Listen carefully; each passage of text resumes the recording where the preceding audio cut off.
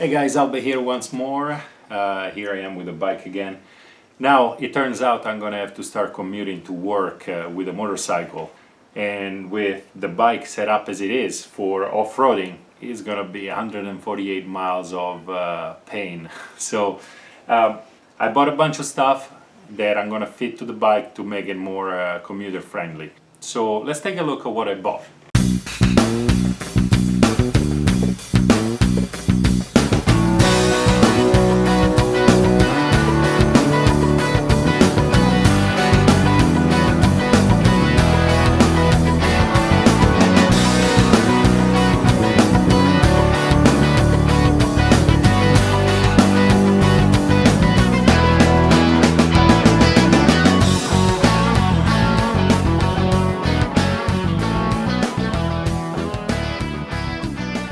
Those are the components that I believe are essential to make the bike a little bit more commuter friendly.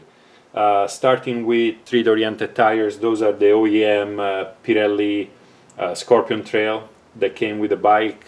I kept them when I switched to Nobis, so here they are. They're gonna go back and be reinstalled. Less vibration and better grip. Now, before I reinstall this type of tires that can be actually installed tubeless, I bought an OutEx Game Motor from Japan kit to turn spokes wheels into tubeless. Second, very important, this is the Aeroc DualSport cushion seat. This Aeroc is supposed to give you some relief when it comes to the bum department. Now, other than that, I got a Maggie moto headlight protector. I got MRA x-creen Sport little wing to extend the windshield on the motorcycle, and I got a RAM phone mount so I can actually keep an eye on directions and traffic. Also, because the bike is going to be crunching a lot of miles, I think it's a good idea to do an oil change, and with obviously a new oil filter change and an air filter, just to be thorough with it. So, but let's start today with the Maggie moto clear headline screen. One of the factors that make me choose the Maggie moto is that the brackets are actually already powder coated black. So the BMW OEM one comes with aluminum looking brackets, and those are, I think, better looking. The Maggie moto website said that the component came with quick release on it, but as far as I can tell, there is no quick release here. There are those spacers, and then you have the bolts that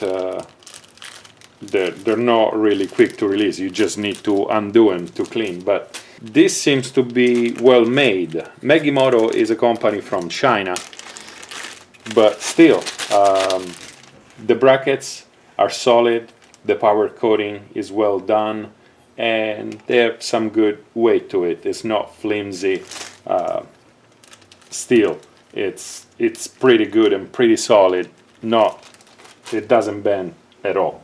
Now, other than that, there is the screen. The screen, it's actually acrylic. Acrylic is more transparent, higher resistance to scratching and to impact. Let's start putting it together and let's see how well it looks on the bike and how well it's going to do its job. So for this installation, the only tools you're going to need is a T40 Torx, a 4mm X key, and a 10mm. And that's it.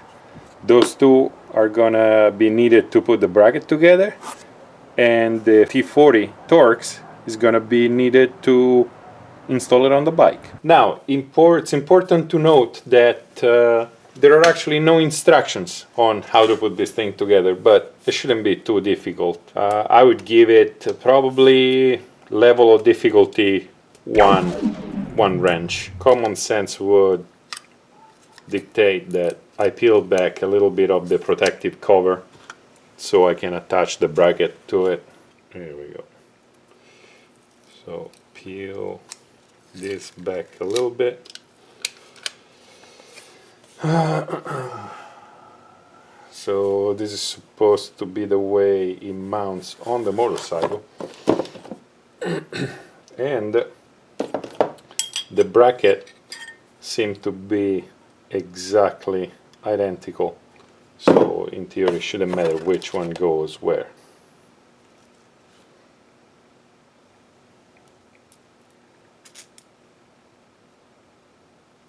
The spacer in, the bracket, the washer, the nut. Let's do number 2.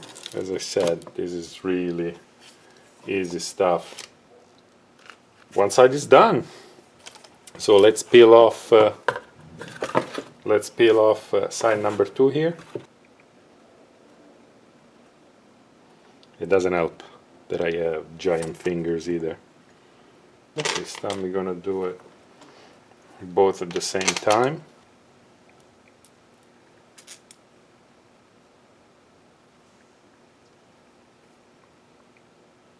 Now the only thing I need to do is to tie them all together. So 4mm X, I believe it's 4, yep, 4mm X will do it. So now there is no set amount of torque for those screws, so I'm just going by feeling. And I feel pretty good about it. Those are self-locking nuts, so I don't need to put any thread lock on it or anything. Seems to be in pretty solid. Now what I'm gonna do is remove the inside protective adhesive, and I'm gonna leave the outside on, so to remove the outside only when I'm actually done installing it on the bike. So let's get to the bike and let's install this on it. Okay, let's figure out how to install this on this. So I'm gonna remove one screw at a time on the side.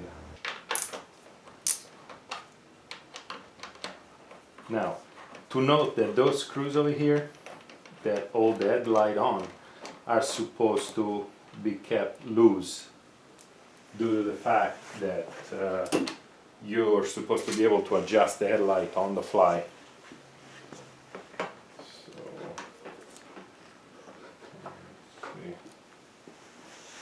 So put this in position. Now, also to note that there are a bunch of washers on this side of the bracket, on the other side of the bracket. So pay attention to put the front and the back. I don't know if you guys can see it. In there are a bunch of washers, but so the front and the back washers aligned, and then tie everything back up.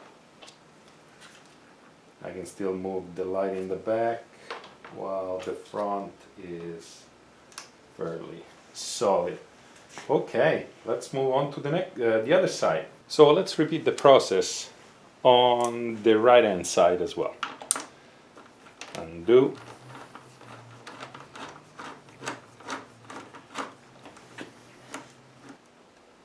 Let's make sure that the light is aligned properly that I want.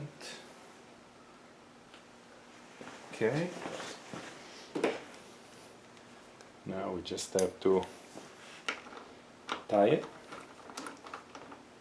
I can still move the light in the back fairly easy, but the screen is attached solid. Next to do, remove the protective film.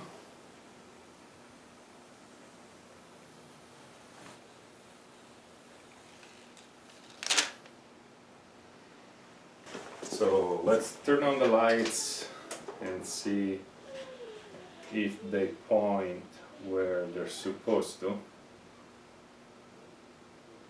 Yep. So, done. So the installation was really easy, probably 1 on a scale of 3, easy, intermediate, and difficult. So this one was a 30 minutes start to finish, including putting the protector together and putting on the bike. It looks fairly good. I do like the black power coated bracket. I think they fit very good with the style of the bike, and hopefully this will do a great job on those Southern California freeway. So this is not gonna obviously stop a couch, but when the car in front of me is gonna spit a bunch of gravel onto me, chances of my expensive headlight breaking are slim to none. Once more, thanks for watching. Remember, comment, like, share, and most important, subscribe. See you next time.